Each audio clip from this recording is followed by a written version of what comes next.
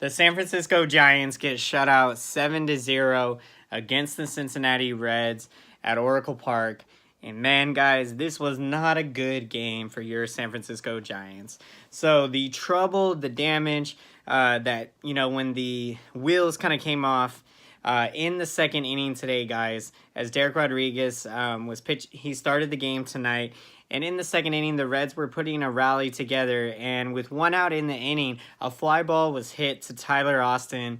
And Tyler Austin misplayed the ball. And as a result, the inning continued. And then what happened later on, guys, Luis Castillo from the Reds, he was bunting. And the Giants had thought that he had bunted into a double play. And so, they were feeling good, thinking that the inning was over. And things like that. And upon further review, the Reds challenged the call, and so he was safe. And now the important thing to think about this is that if you're Derek Rodriguez, as soon as the pitcher is bunting that ball and then they call that out at first, I mean, your mind is already said, okay, I got through this inning. Your mind has already you finished with that inning. And now you're going back to the dugout. And now you mean to tell me on the review now that you got to go back out there after your mind was already processing that the inning was over. And so after this, guys, yes, it's a bad sequence of events, guys. It was a domino effect. Tucker Barnhart came up next. He singled home a run. And then Nick Senzel came up and hit a triple. But Steven Duggar came very close, guys. Dougie Fresh came very close to catching this ball, and then it rattled right out of his glove, and 2 runs were wound up scoring. And, man, it was a 4-run second inning, and, it was just tough. It's tough to take this one on the chin because the Giants have been giving so many runs away in the first inning. I think going into tonight, guys, the Giants this season have been outscored 34-2 in the first inning alone. But if you take the first inning out and you look at how good of a baseball team they've been after the first inning, the Giants, they have done substantially better than a lot of teams in MLB.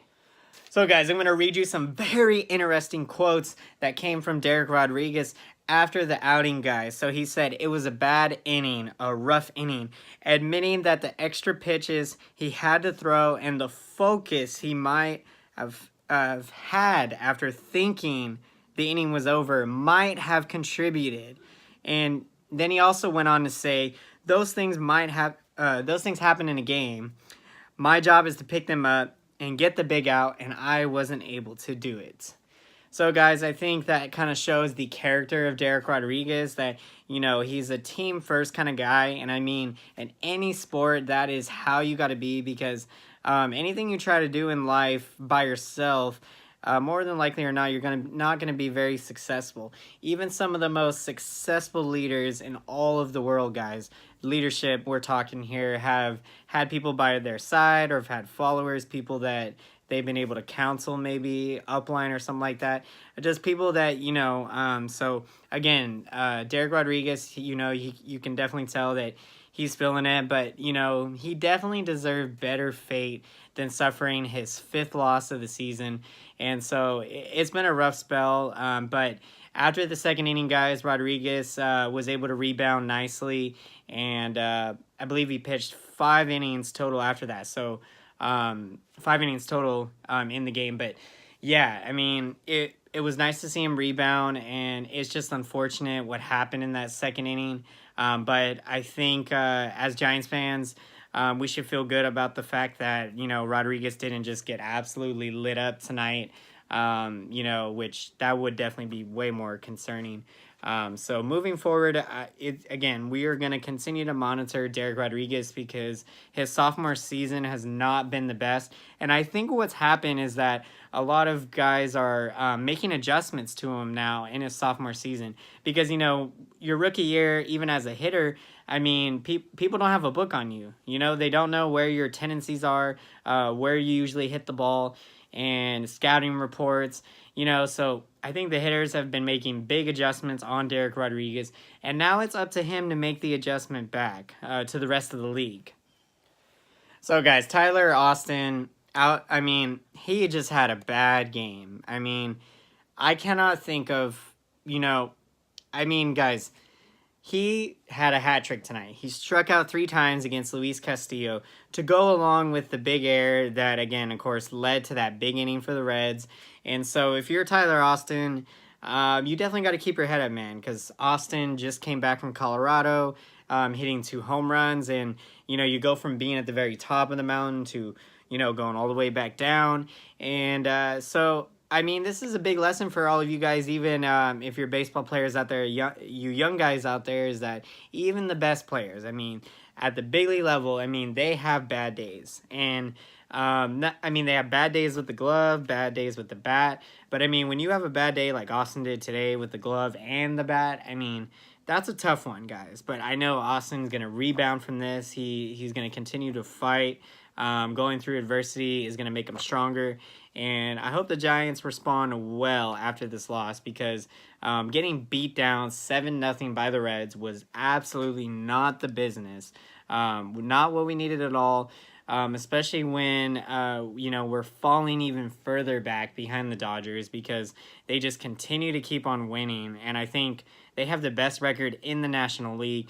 And what we don't want to have happen, guys, is we don't want to be waking up, you know, middle of the season or a month from now and be like 12 games out or 11 games out.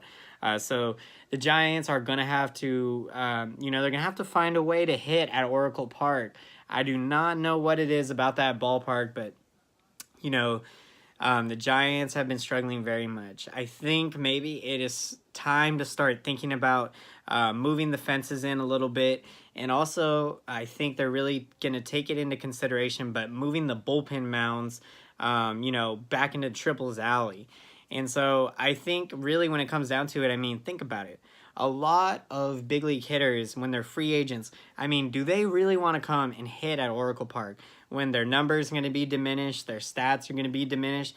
And let's say, you know, you have a free agent year and you play at Oracle Park, I mean, and you don't put up the numbers that maybe you would have liked to have put up. I mean, that's going to affect where you're going to go in free agency. And, you know, it's vice versa, too, because the pitching, I mean, think about it. How attractive of a destination is it for the Giants to have their home ballpark be Oracle Park, you know, a pitcher's heaven? So, you know, again, I would love to hear your guys' opinions. I mean, do you think the Giants should move the fences in at the ballpark?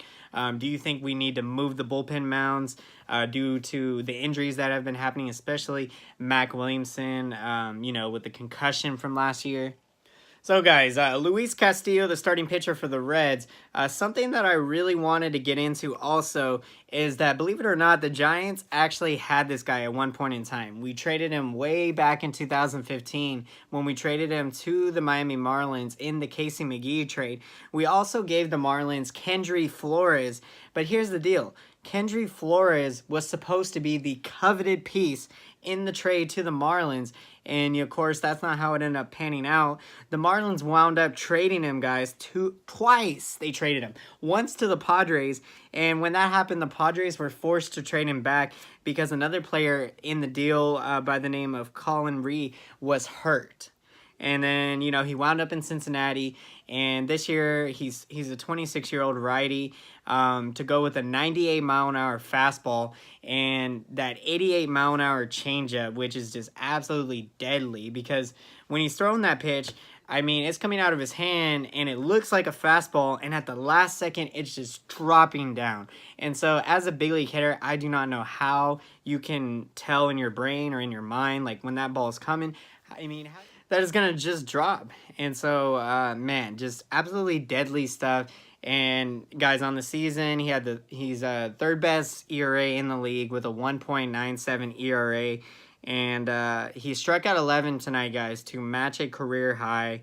And, yeah, you know, it was a tough one, guys. The Giants' only 2 hits that he gave up were to Stephen Vogt, the famous, I believe in Stephen Vogt, I believe in Stephen Vogt.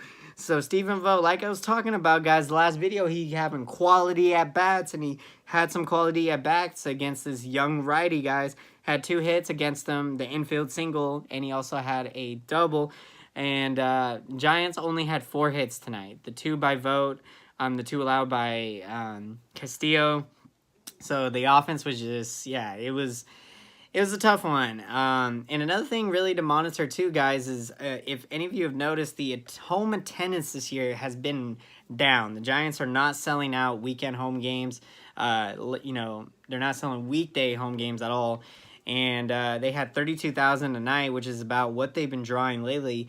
But, I mean, it goes back to, I mean, if you're not winning baseball games, I mean, people are not going to show up. And that's just a fact of the matter. One other note to take in, guys, is that Brandon Belt left the game in the 8th inning after running out a ground ball. He experienced soreness in his right knee, and then which ended up subduing to inflammation. And, you know, that's happened to him at times this season. And it's also the same knee, guys, that he's had surgery on twice already. But the good news is that Brandon Belt said the current issue is not too serious. He said structurally everything is, you know, really good in the knee. It's just normal inflammation, which needs to calm down. So that is good news to take out of that. So yeah, guys, we are going to look ahead to the future now. So the Giants will be sending Jeff Samardzija, guys, to the hill in Saturday's matchup. Jeff Samardzija, guys, 2-1 with a 3.16 ERA on the year. And Samardzija will try to bounce back after his previous outing against the Reds, in which he gave up 5 innings and gave up 4 runs in Cincinnati, including 3 home runs on 3 consecutive pitches. Prior to that, guys, Samardzija had, let's see, it was a 2.53 ERA in his first 6 starts. So Samardzija started off the year very good, which that is a good sign. He has definitely been pitching a lot better, and it's good to see him healthy. So I definitely expect the Shark to, you know, bring his A game and try to help the Giants to get back in the win column tomorrow, guys. And the Giants are going to be facing Anthony DeSclafani. Very hard name to say. He is 2-1 with a 3.65 ERA. So, guys, I hope you enjoyed today's video. If you did, be sure to smash the like button and comment down below, guys. How are you feeling after the loss? You know, I mean, what really, it was a tough one, you know, very tough. Love to hear your guys' opinions down below. Comment. Until next time, guys, I will see you again. Thanks for watching and have a great day.